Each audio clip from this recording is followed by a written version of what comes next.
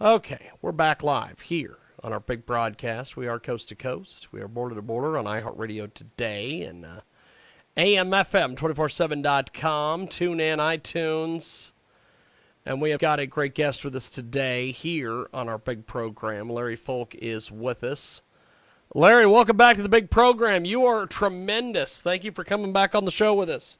Hey, thanks for having me, James. Thanks for having me, James. It's lots of fun to be with you all the time. So you have some amazing music. A lot of people write me all the time and tell me how great of a musician you are. Wow. Tell me a little bit about how you got started doing this music thing. How I started doing music? Yes. Yeah. Okay, you're cutting out a little bit there. No. I We're think you good. want We're to hear good. how I We're started good. doing music. Okay, that's great. I started back in the 70s. I was in high school, bought my first really good guitar and started writing with a friend of mine, and we would play at parties and stuff. And when we started writing songs, we started to play in the coffee houses in town, and we did that 2, 3 times a week for a couple of years. And then I head off to music college. So after I got finished with music college, I actually started recording and releasing stuff. And so I've always been doing it since then. But in the meantime, in between the music stuff, I would be doing like day jobs, things like that. I've done just about every style of music. I've done pop, I've done folk, I've done rock, jazz lately, and back to folk. What's happened was with the pandemic, I was doing some regular jazz gigs in town, and I had a great little quartet that I'd play with. And what happened was when everything shut down, of course, that all stopped. So I couldn't do anything with my jazz quartet. So I pulled my guitar out and pulled up some of the songs. I had some of the songs that I just released last September, a year ago. They've been sitting in the can and just sitting around. I've did versions of them and tried to get them to other people actually to sing. Um, and I just thought, they're not bad. When I listened back to them, I thought there's some good stuff here. So I decided to release that album last year in the Moonlight. And I've got like uh, about two more projects still in the can that I could release. And the plan was to do one called Through a Dark Lens. And the songs are pretty dark. And that was what I was going to follow up in the Moonlight with. But what I discovered was we're all having a tough time with this thing. And I thought the last thing we need is some more angst in our music. So I pushed that back, and I'm working and I'm writing some stuff lately, and I'm working on a more of a folk oriented kind of singer songwriter thing. But that said, the song that you wrote me back about, Feeling Lost in America, that's one Yes. of those songs that's from that dark album actually. And Oh, I'll really? tell you, I was gonna leave it. I had it recorded and I added some voices to it recently. And I wrote that song 10 years ago exactly. And the verse about Afghanistan was in there. The verse about the free speech was in there. But I had a couple of other verses too that sort of worked with the administration at the time that was in the White House and the previous one before that one. So we're talking about Barack Obama and before him, Bush. Um, but when January 6th happened last year, it was like unbelievable to watch things as they were unfolding live on television. I thought, man, you know what? We might need to hear that song again because I think the world is looking in on America and shaking their head.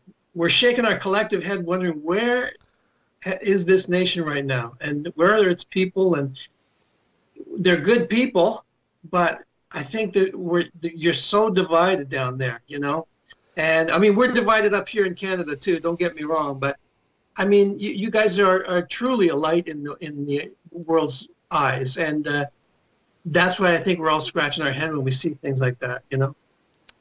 Well, the That's a thing. long answer. No. I will have to say that a lot of people, and especially musicians, I have noticed, were really impacted by that whole January 6th thing. And, Yep. you know, I completely understand that was a horrible deal. But I'll tell you, honestly, it could have been a lot worse. Because You're right. there, You're right. It could have been. I don't know if you've ever seen The Most Armed Man in America. It had him on 2020, I think it was. And this guy lives in Colorado, and he's got everything you can think of. He's got, flamethrowers. He's got the tanks with the, he literally has the sharks with the laser beams on their heads. This guy's got everything. And I'm like, that guy could have shown up at the at the January 6th thing. Not just a bunch of idiots that were taking a billion selfies and the guy in the with the horns. I'm like, it could have been a lot worse. Quite the look. Why do you think? I wish I had thought of it first. Why do you think that there are so many musicians, especially, that were impacted by that? Because I have interviewed a ton of musicians who wrote songs based upon that. They were impacted, in other ways. Why do you think that deal, kind of, I guess in a roundabout way, inspired a lot of the musicians all over the planet to look at this thing? I think basically it just came out of left field. I mean, nobody would have expected it. Nobody imagined it. And the fact that it was unfolding before our eyes, we were watching it on the TV, it just took everybody by surprise. And as a songwriter, I mean, I'm looking for inspiration all the time. And sometimes it comes when I'm sleeping, I wake up and I got an idea, I got to get up and write it down. Yeah. I think because musicians, we're looking at the world and we sort of want to comment on it, maybe bring some direction or give people hope, or also chastise people if they need it. I mean, call people out. And that, it was just so rich in not such a good way, but it was rich in it was so profound what was happening. And I think that's why a lot of people had to speak out. I just have to say something about it. And it doesn't mean the songs are going to get out there and everyone's going to hear them, but it's an expression. You got to let that go and get it out there and put it down and then move on. I think that's basically why. Well, it's just, I don't know how many damn musicians I have interviewed ever since then, and I have had tons of music people that have told me, hey, I seen that thing, and I just had to, write a song or whatever about it. And I'm blown away by the fact that realistically, a bunch of morons with Trump flags, they inspired all these people to write music, and I just, I just was amazed by this. Everybody. Well, that's definitely one of the things. We were all sort of shaking our heads for the last 4 years, but everyone just thought, hey, things are moving on and it's going to be good with the next guy, and we're all finding out that that's not the case necessarily. I mean, it's I don't want to get into politics, but I think we're sort of surprised at the way things are going, and that's like after January 6th, I cleaned up that song and then I released it into Spotify and then digitally throughout the world, and a couple of people noticed it. Some radio stations said, "Hey, I want to play this," and then I just let it go. It wasn't like an official release to the radio. And then in August, when we started watching those planes taking off, and Biden himself said, we're not going to have another helicopter leaving the embassy roof like we did in Cambodia and in Vietnam. And I just thought, it's worse. It's worse than that. The optics of Well, the helicopter, you're right about that. pulling people away was pretty bad. We all remember it, but the optics of that plane running down the runway and people just clinging to it, and that's when I thought I got to get it out again. And it's just I had to let, if I thought if people can use that song for some reason or just relate to it, share it with their listeners, great. And I got some immediate reaction by a lot of folks, and it was really nice to hear from them. And they shared it with their audiences, mostly folk audiences, and because they're always looking for music that has something to say. And so I was humbled, and I was pleasantly surprised that you wrote back to me about it, and a bunch of other DJs have played it and shared it with their listeners, which is kind of encouraging. Well, it is a tremendous, tremendous song. So tell me a little bit about your writing process and putting this whole thing together like you have. Well, that particular song, I used to be a part of an online songwriting community. I wrote with a number of guys on that site, a lot of songs. Guys would come to me with lyrics. I'd put music to them, or they'd come with. Usually, that's the way it works with me and somebody else. I'll put the music to their lyrics. But in the course of the year on that website, they'd have these songwriting challenges, and one of them was just protest songs, and that's where that came from. Along with a couple of others, which are almost so dark, I don't even think they can make my dark album. But that particular one, there was a lot of negative stuff. I mean, we used to listen to the radio when I was growing up. It was music, music, music, music. Now, the AM band is almost totally talk, which is okay. Oh, yeah. Nothing wrong with it. I enjoy it. But when I spend some time in the southern states, especially in Florida there, we have a place down in Florida, and I just noticed there was so much negative energy on talk radio, and that was sort of what was spurring me onto writing that particular song, and a couple of others as well. So that the process for that one was just the challenge. We're looking for protest songs.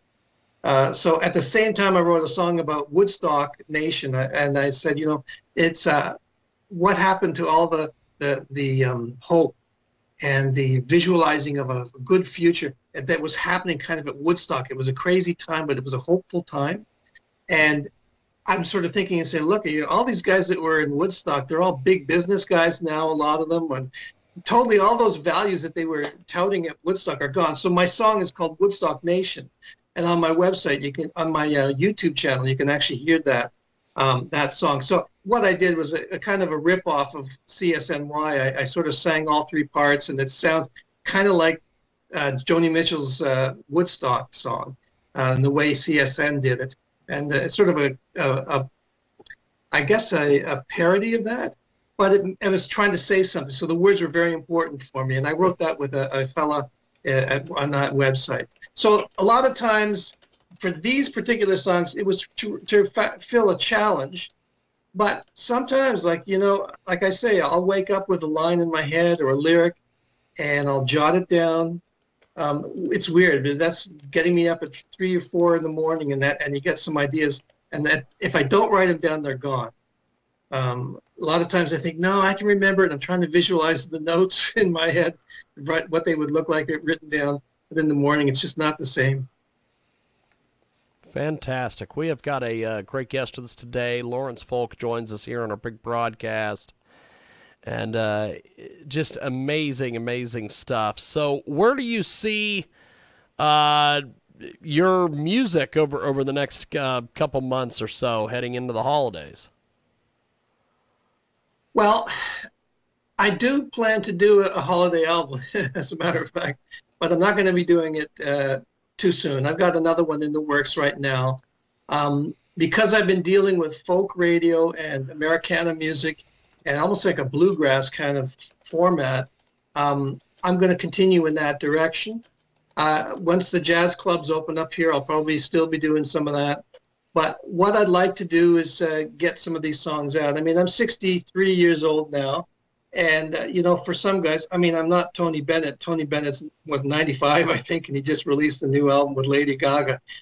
I would love to be doing that at 95. I don't think I will be, but I think for me, I just want to sort of get the songs out there that I have, and I think they're good, and I think people would enjoy hearing them, and that's really my purpose, to get them out and release them so that I can have a catalog of stuff. There is a catalog out there, but it's very eclectic. It's a lot of different angles of music on there, but that's the focus. And I'd really love to get out there and start singing and performing as well. Good stuff. Well, we are gonna play some of your tunes here on the program. Before we go to your music, how do we get in touch with you online, buy your stuff, get involved with everything you're doing, my friend? Well, thanks so much for that, James. You can reach me, or you can find my website. That's a good place to start, larryfolk.com. You can also write to me at larry@larryfolk.com if you wanted to shoot me a note. You can find my music on Bandcamp. It's on all the digital platforms, Spotify, Amazon, YouTube Music, Apple, of course. So it's out there. Just got to search for Larry Folk and you'll find it. If you're a bit of a jazz fan, you can find my jazz stuff under LJ Folk. Two initials, LJ and Folk, and that'll get you to also there's a link to my ljfolk.com website, which just talks about the jazz recordings. I thought that was a great idea because I had been releasing music and performing as Larry Folk, as pop music, folk music, that kind of thing for years. And I thought once I started doing jazz, I don't want to confuse my fans, I'll release it under LJ Folk. Well, didn't work out. That's such a great idea. I probably just should have kept it under one name. But I just thought if people like the jazz, they'll stick with the LJ Folk. If they're looking for folk music or pop music, they can look me up under Larry Folk. So that's the way to find me. Just search Larry Folk and I'll pop up. That's awesome. That's awesome. Well, you have got some incredible music here, my friend. I am looking forward to getting this out there. Thanks for being with us today, and thanks for just doing some cool music, man. You've got some really cool stuff here. James, that really, it's so good to hear, and that really means a lot that you enjoy it and that you're saying all these great things about the music. It really means a lot to me, and especially with the pandemic, it's hard to sort of get a reaction. A lot of people are overwhelmed with email, but I'm so glad that you reached out, and I'm glad that we can have this chat, and thank you so much for your support. I appreciate it. Definitely. Well, we are going to go to your stuff. Thanks for being with us, and we will talk to you soon. Thank you, Larry. Till next time. Thanks, Appreciate James. it, brother. There he goes. That's Larry Folk, Lawrence Folk, as I like to call him. And he is tremendous. Here it is, Feeling Lost in America, and it's here on our big program. Feeling lost in America, feeling lost in the world. I see that fragile banner wave with its threads unfurled. Feeling lost in America, can you feel it too? If I'm gonna find my way back home, I'm gonna need you. Is the free word bought and sold by the ones who have control? Are our voices meaningless when the powerful feed the press? Feeling lost in America, feeling lost in the world. See that fragile banner